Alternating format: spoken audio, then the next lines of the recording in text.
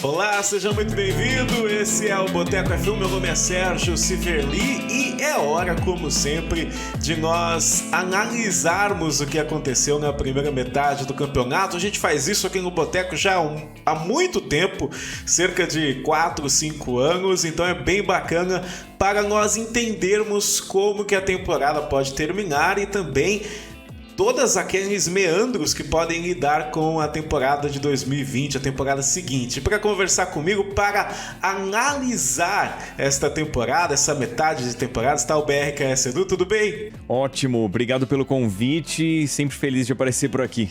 O Edu, sempre que o Edu aparece, o povo fica felizão aqui no Boteco. Então, Edu, vamos começar falando de uma coisa não tão feliz, que é o estado da Williams. Vamos pegar os pilotos e comparar o que eles fizeram nessa primeira metade da temporada, e quando nós colocamos George Russell e Kubica um do lado do outro, nós vemos que o Russell tá dando um banho no polonês, tanto que em classificação tá 12-0, nós tivemos no ano passado o Van Dorn e o Alonso, que foi 21-0 para o espanhol. Será que estamos nos aproximando de outra lavada?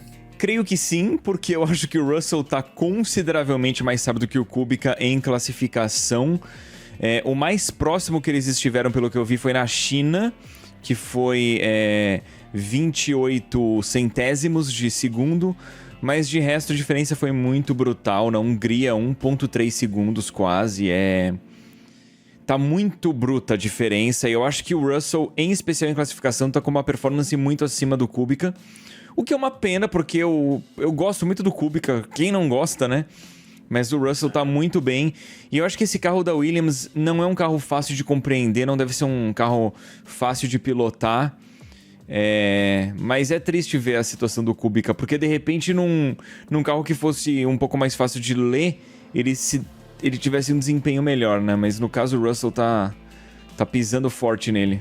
Para você ter ideia, em classificação 12-0 para o Russell terminou 10 de 12 corridas à frente. O Kubica tem 1 ponto por causa daquela punição dada aos carros da Alfa Romeo.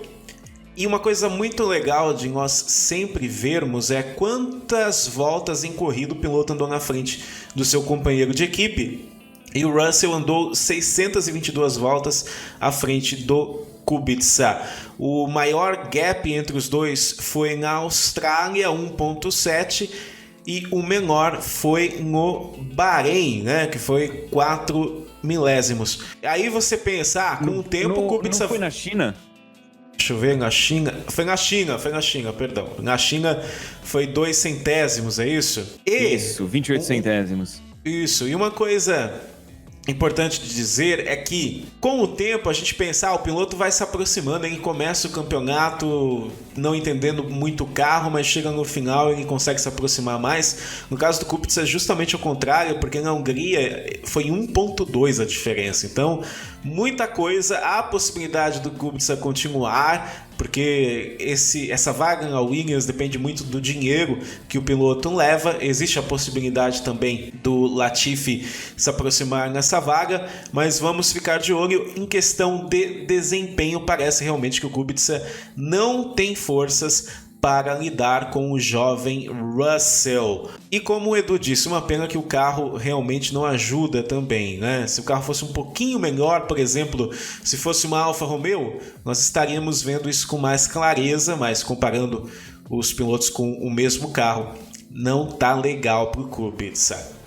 Seguindo, para a Haas, Edu. A Haas não teve o pior carro do ano, né? O segundo pior carro do ano, mas eles estão sofrendo com todas as atualizações que não dão certo. O Grosjean andou as últimas provas com o carro da Austrália ainda. Se você colocar no balanço ali, você vê que eles estão até próximos, principalmente em classificação, mas o Magnussen está lidando melhor com pontos. Ele tem 18 contra 8. Sendo que, voltas à frente, o Grosjean andou mais à frente, né? Então é interessante, parece que o Grosjean, ele teve muito mais abandono. Isso, ele abandonou a primeira prova na Austrália, né, que o Magnussen foi quinto colocado, mas é engraçado, assim, porque a gente consegue entender que parece que o racecraft, né, que o piloto consegue lidar com o desgaste dos pneus, com combustível, com leitura da corrida como um todo, parece que o Grosjean é muito bom, mas tem aquele parafuso solto, né, Edu, você que anda de kart, você que é um piloto praticamente profissional, como que é essa situação do piloto entender a corrida, saber onde que vai ultrapassar? Porque parece que esse é o grande pecado do Grosjean, né? Eu não... É muito difícil a gente se colocar no lugar desses caras, porque se você for olhar o Grosjean nas categorias de base, ele era destruidor de bom, né? Aí na Fórmula 1 ele virou um destruidor de carros.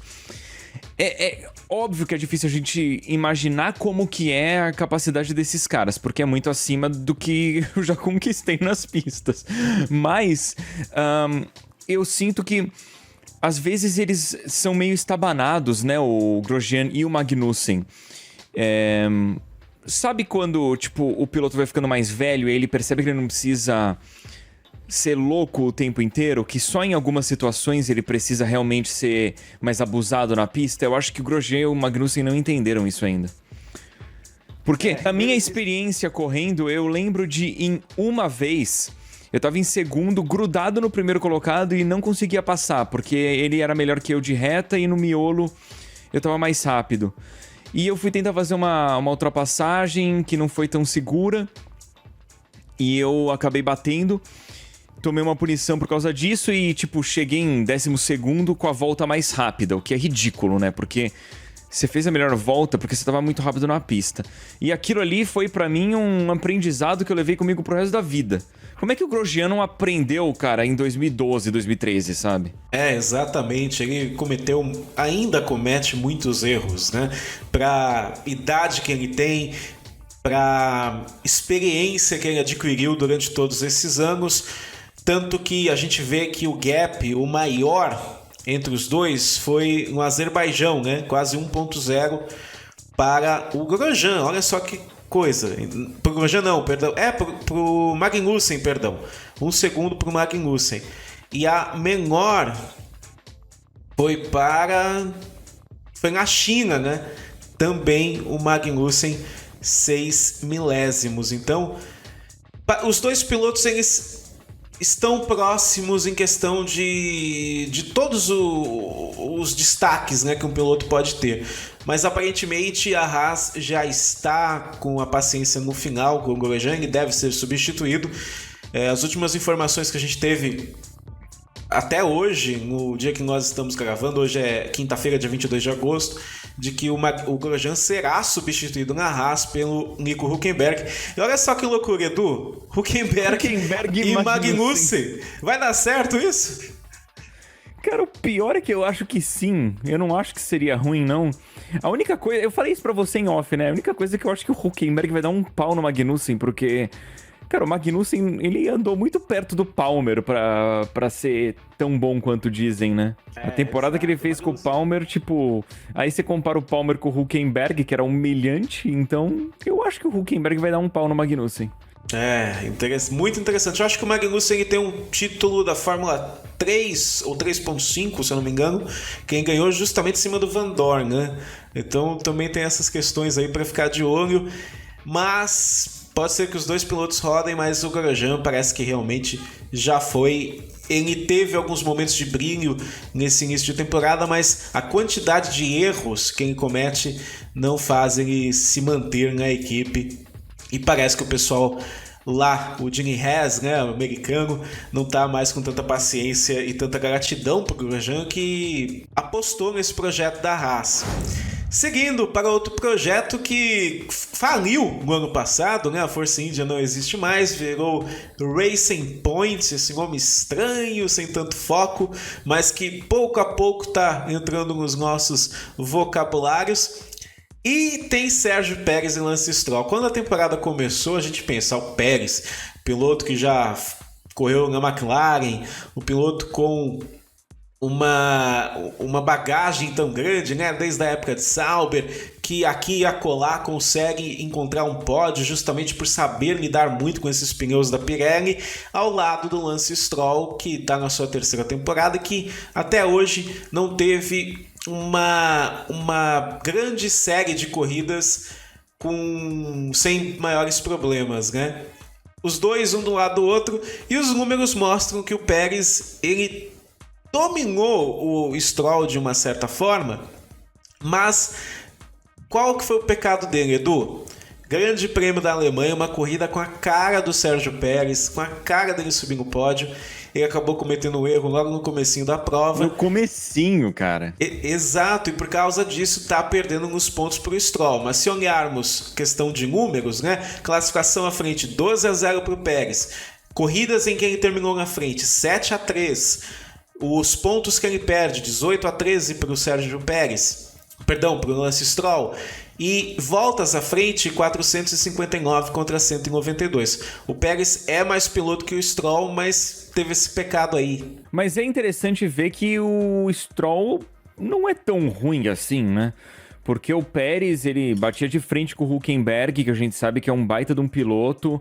O Ocon também, que é super idolatrado, passou apuro com o Pérez. E o Stroll não tá tão ruim assim. Tirando a parte de classificação. O Stroll parece que entende muito bem os pneus também, por isso que ele tem um desempenho em corrida que não é ruim. Isso, ele parece entender um pouco mais, né? Porque mesmo se você ver o gap, a diferença entre o Pérez e o Stroll, nós falamos de dois pilotos agora, né? Duas equipes, na verdade, em que seus pilotos tiveram diferença de 1 segundo. A maior diferença entre os dois foi na França, na França, na França, 7 décimos que o Pérez colocou no Stroll. A média, pelo jeito, a gente colocaria ali 2, 3 décimos, ele está sempre andando muito perto, né? No Canadá foi 69 milésimos, então o Stroll não é tão ruim quanto as pessoas dizem, né, Edu? Mas ainda está devendo. Será que com a evolução desse carro do RP19, ele consegue andar mais próximo do Pérez nesse final de temporada? Acho que não. Eu acho que ele não vai conseguir evoluir tanto assim. Porque, cara, no pelotão intermediário, 2 décimos é a questão de você passar pro Q3 ou não, né? É a questão de você estar em 10º ou 15º às vezes. Aliás, a Fórmula 1 que deu certo é aquele pilotão do meio, né? Deu certo mesmo. Imagina se não tivesse a Ferrari, se não tivesse a Mercedes e a Red Bull. Ia ser tão divertido. Alfa Romeo, outra equipe que tem um piloto dominando fortemente o seu companheiro, que é o Kimi Raikkonen, em classificação 7-4 para o Raikkonen. Ele terminou 10 corridas contra uma do Giovinazzi à frente, tem 31 pontos contra 1 do Giovinazzi e voltas andando na frente, 625 contra 77. O Giovinazzi não está entregando, Edu, e talvez seja o piloto que mais está devendo, porque assim, o Kubica, a gente espera, né? Ele tá retornando depois de um acidente, a gente realmente não espera que ele vá entregar tantos resultados. O Grosjean, a gente já espera aqui o acolá, mesma coisa com o Stroll, mas o Giovinazzi é um cara que sempre foi muito bem quisto pela academia da Ferrari.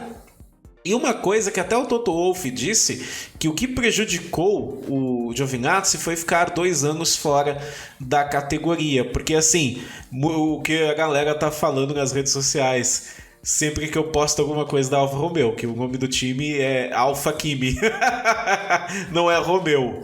Tá complicado pro Giovinazzi, né?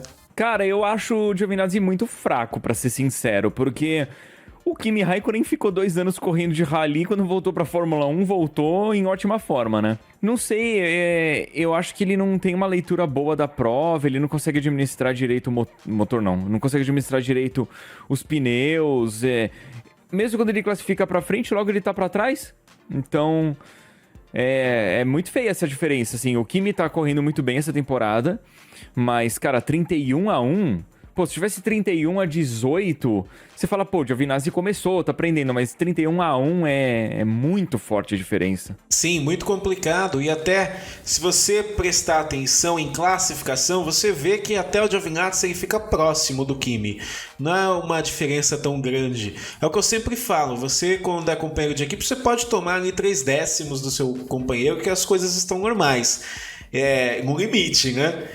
E ele tá nesse caminho. Acho que a maior diferença, olha só que legal, a maior diferença entre os dois foi no Azerbaijão, que foi 6 décimos do Giovinazzi no Kimi. Olha só que interessante. Então a maior diferença de um piloto para outro foi do Giovinazzi em cima do Kimi Raikkonen. Então, em classificação, ele é um piloto rápido, ele está andando próximo do Kimi. Mas o problema, como o Edu disse, é em corrida. Parece que ele não tem uma boa leitura, parece que ele não sabe cuidar bem dos pneus, parece que os pneus não entram na temperatura ideal com o Giovinazzi. Vai ser trocado? Muito difícil, porque a academia da Ferrari não tem um piloto ali logo para entrar em seguida. O Mick Schumacher não deve entrar na Fórmula 1 já no ano que vem. Existe a possibilidade, isso sempre vai existir, mas não deve acontecer, então bem provável que o Giovinazzi continue na Alfa Romeo. Seguindo, Renault, e essa equipe, Edu, porque muita gente já está dizendo que o Ricciardo fez a pior escolha da vida dele, apostou na equipe errada. E assim, cara, eu queria muito fazer esse erro. Coitado, né? Tá ganhando pouco, ficou pobrinho, né? Que grande erro. Ele é o terceiro piloto que mais ganha atualmente, né? Ele só perde pro Vettel e pro Hamilton. Então ele tá ganhando muita grana. Mas na parte esportiva, o que eu digo é que ele já esperava. Eu acho que ele não imaginava que ele chegaria na Renault e já iria brigar por pódios e vitórias em 2019, muito menos em 2020. Eu tenho a sensação que esse projeto da Renault, se der certo, se o Cyril continuar por lá, que ele parece ser o grande problema desse time, é para 2021. Mas assim, o Ricciardo chegou bem na equipe mostrando que tem força, porque o companheiro dele não é fácil, né? Não é um companheiro bobinho, né, Edu? É o Hulk, e eles estão andando até próximos, talvez seja uma das duplas aí mais próximas nessa primeira parte do campeonato. Mas ainda assim, eu acho que o Ricciardo tá mostrando que é mais piloto que o Hülkenberg. Olha que o Hülkenberg é bom pra caramba. Considerando o fato que o Hülkenberg já estava na equipe, o Ricciardo chegar já dominando num território diferente, é bem positivo pra ele. E eu acho que, o plano dele é muito inteligente. Vai pra Renault, vê se o time vai melhorar em 2 anos com o regulamento meio que atual. Ele vai pegar o primeiro ano de um carro novo. Se as coisas não melhorarem, partiu para outra equipe. Ficou ultra multimilionário e ele vai ter tempo para partir para outra equipe ainda, se ele quiser. Ele tem 30 anos, né? Parando para pensar que o Hamilton... o Raikkonen tem 38, né?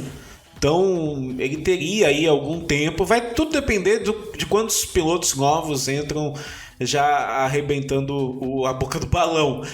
Em classificação, 8-4 para o Ricciardo. Ele terminou 5 vezes contra 3 à frente do Hulk. Tem 22 contra 17 pontos e passou 371 voltas na frente contra 225 do Hülkenberg. A menor diferença entre os dois ele foi 4 milésimos mais rápido do que o Hulk, e a maior no Azerbaijão. Ele foi quase 1 segundo mais rápido do que o Hülkenberg, o Daniel Ricciardo. Problema da Renault, já fiz um vídeo aqui explicando o que está acontecendo com a Renault. Clica no card aqui para você assistir. E esse é o final da primeira parte do review da temporada de 2019, da primeira parte, óbvio, né? Na terça-feira sai a segunda parte, então não esquece de se inscrever no canal e coloca aqui na caixa de comentários o que você achou dessas equipes que nós falamos até agora. E se você não está inscrito no canal do BRKS Edu, o que você está perdendo tempo? Vai pra lá! Valeu!